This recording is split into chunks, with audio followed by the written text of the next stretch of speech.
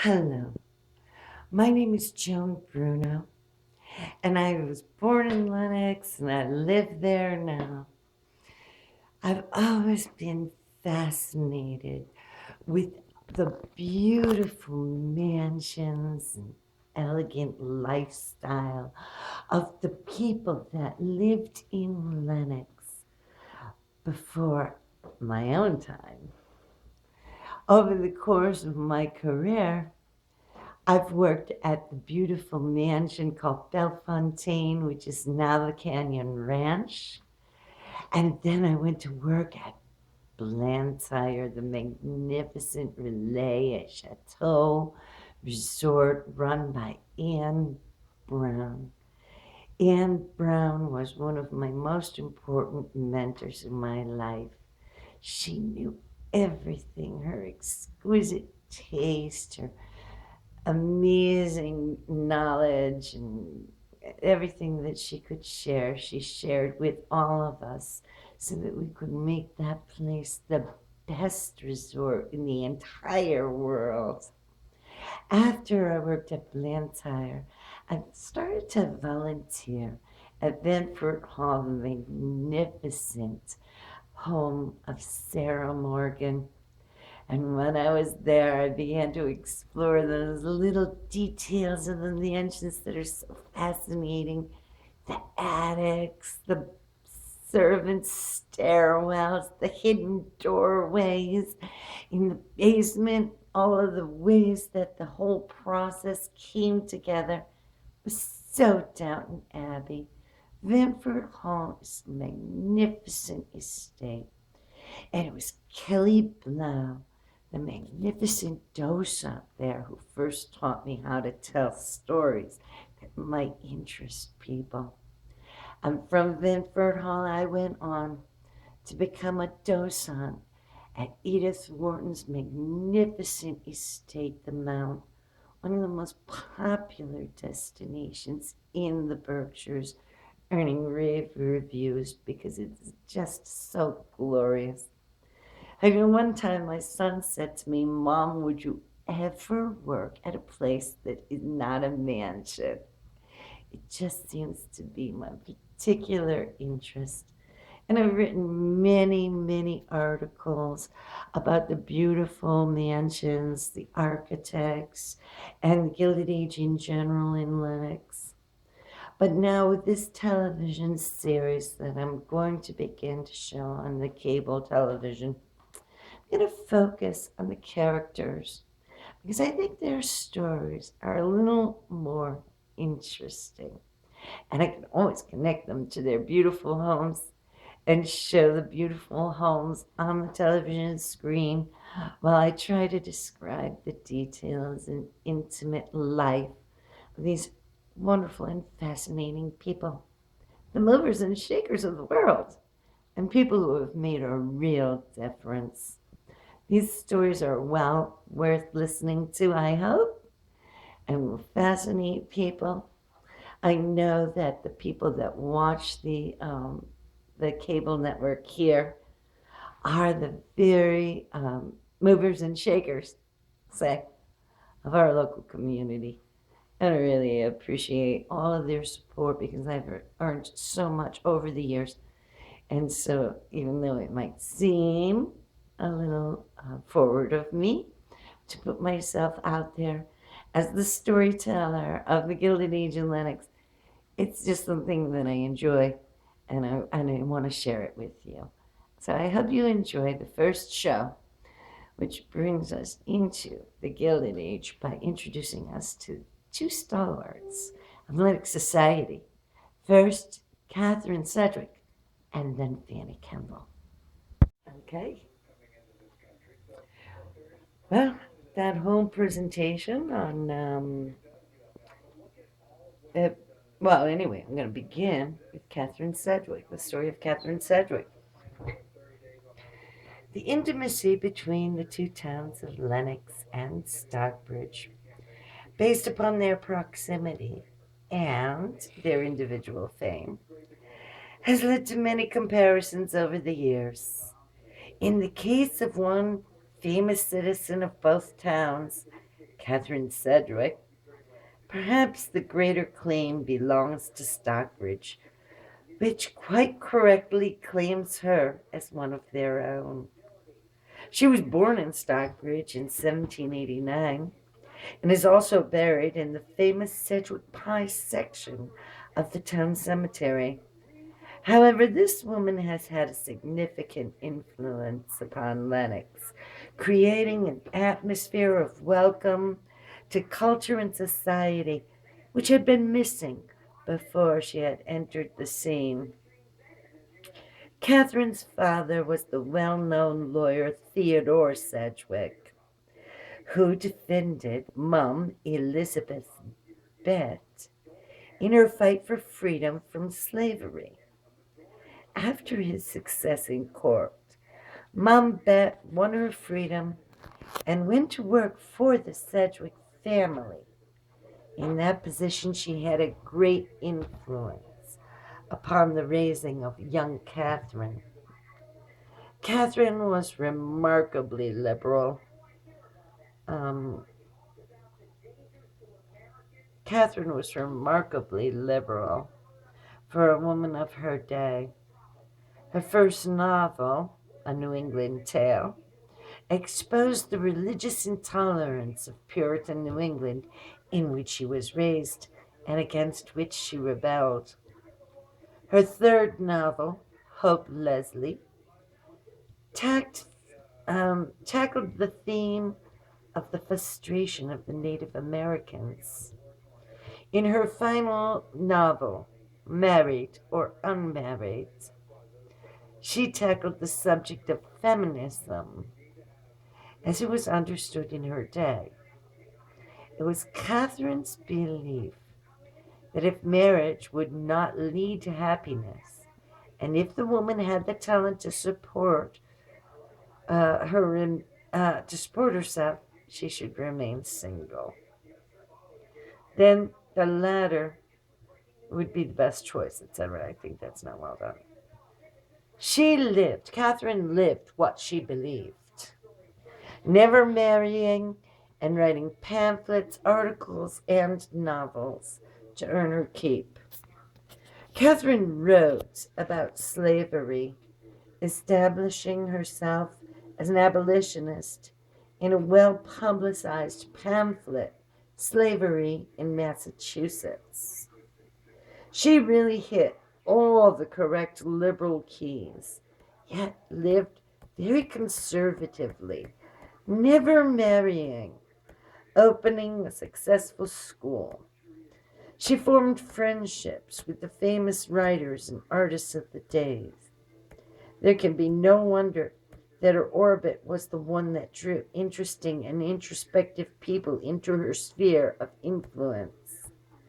She had a very close friendship with Fanny Kemble, which led to Fanny purchasing a home, the Perch, which was located in the area of Shakespeare and Company in Lennox. One of the most popular social gatherings that Catherine put together was when Fanny Kemble recited Shakespeare, much to the delight of the assembly. It is quite fitting that Shakespeare and Company should be located on Kemble Street. There's more to say about this fascinating woman. See my next article on Fanny Kemble. There are many reasons to mark out Catherine Sedgwick as an important person in Lennox history. She was a famous novelist, social matron, and foundress of a school, but mostly she welcomed the company of the many artistic minds of her era to gather together and have a very gay time in the little town that nourished big minds. And after her era, that little town would welcome big bank accounts. But first, it starts with liberal, open, intellectual, and artistic minds.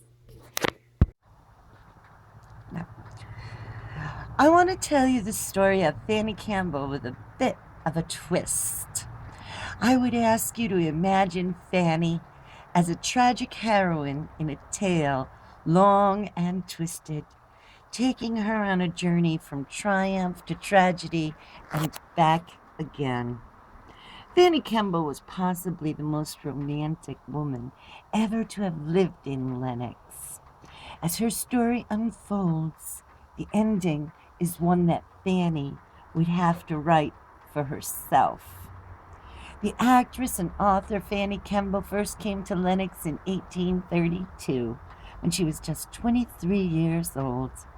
Her father, who was also an actor, had gone into debt purchasing the Covent Garden Theatre in London. And here, at 1 minute, we will show a picture of the Covent Garden Theatre in London. And also, I know that I can get the playbill for Fanny Kemble's introduction into the world of theater, where she's playing Juliet in Romeo and Juliet. Back to the story. Desperate to save the family fortunes, he pushed Fanny onto the stage playing Juliet at the tender age of 20. She was a smash hit, and to capitalize on her fame, her father arranged an American tour. While performing in New York City, she made the acquaintance of Catharine Sedgwick, who invited her to Lenox, where she merrily joined in the sophisticated society that Catharine was the center of. And I could have started the television series with the story of Catharine Sedgwick, but this Fanny Kemble one is just so juicy, like a juicy, sexy, tragic heroine story, and Fanny just fits that perfectly. Catharine had a kind of beautiful life, wonderful story.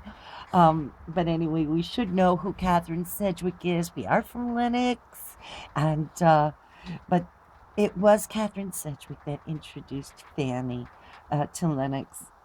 Now, Catharine invited Fanny to Lenox, where she merrily joined in the sophisticated society that Catharine was the center of. Fanny quickly became the toast of the town, not only in Lenox, but in other American cities as well. It seemed that in each city that she visited, she enchanted society with her wit and intelligence. Many eligible bachelors sought her hand in marriage. Fanny was a true catch. She was talented, famous, and charming. She had a unique beauty which frustrated many of the artists that tried and failed to capture the liveliness that animated all of her features. Her most determined suitor was an heir to a plantation in Georgia named Pierce Niece Butler. He wooed her diligently for 2 years before she accepted his hand. Now imagine, if you will, what a wonderful life Fanny must have been looking forward to on the day she became a bride and moved to his family's fashionable mansion in Philadelphia. But happiness in marriage was to elude her. It was shortly after her move that she found out that she had landed among the only group of people which would make a person like her unhappy.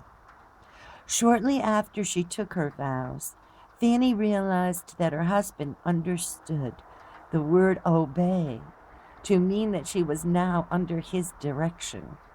This was the first of several shocking realizations which were to unfold during the course of their short and rocky marriage. Fanny, who was beloved by everyone that she had ever met, now found herself being disapproved of by the family, which she had so hopefully joined herself to.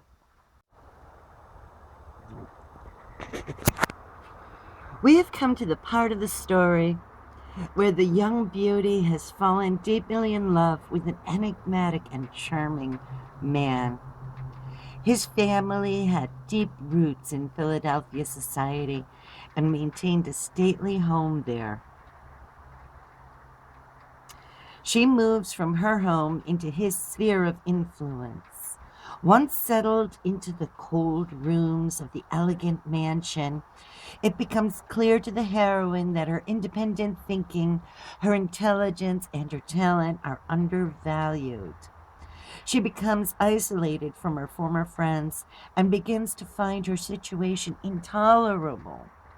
Even the joy of having two little girls only increases her misery because fear of losing them tightens the binds that keep her imprisoned in her gilded palace, controlled by societal pressures, made poor by her inability to work, and facing the scorn of the world. Her husband begins to submit her to intolerable cruelty, being unfaithful, living frivolously, squandering the family fortune. Her humiliation complete, she takes refuge in flight and settles in Lenox, Massachusetts, building a charming home for herself called the Perch. This is where our heroine's story takes an interesting turn. Fanny had retired from the stage to please her husband and his family, but was able to return to the recitation of Shakespeare as a source of funds for her new independent life.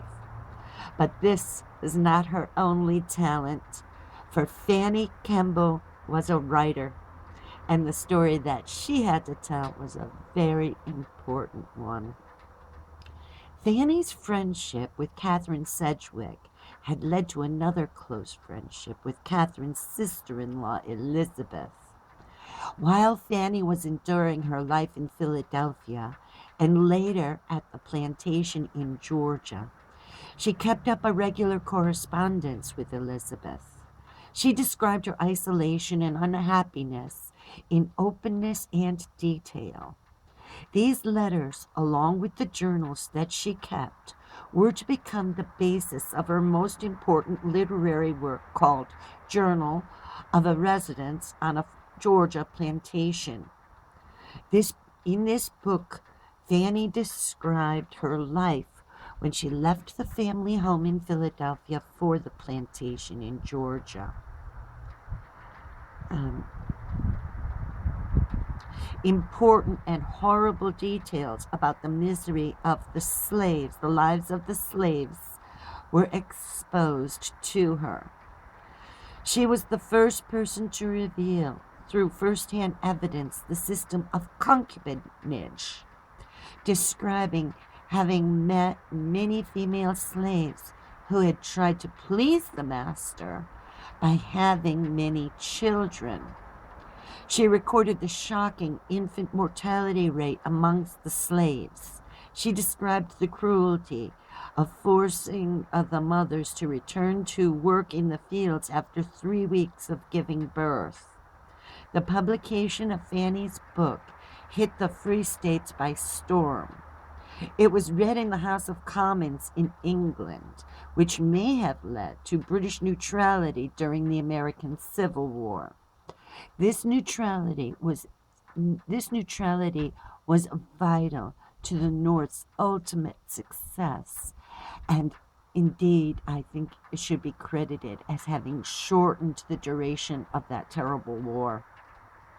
Naturally, the Butler family stood behind the Sun throughout the unwanted publicity associated with the publication, and also through the ugly divorce which followed. But Lenox supported Fanny through the ordeal. She loved the town and its inhabitants, and they loved her. Meanwhile, back in Georgia, her husband followed up on every cruelty in his pursuit of divorce and separated Fanny from her beloved children. By law, the children, under their father's direction, had limited contact with their mother until each turned 21. When they reached that age, they freely chose to embrace Fanny as their beloved mother. Thus, her biggest remorse was made right and her happiness made complete. She moved to Europe in her later years, engaging in the literary society and treasuring time spent in the company of her daughters. And it has been said that she was still climbing the Alps well into her 70th year.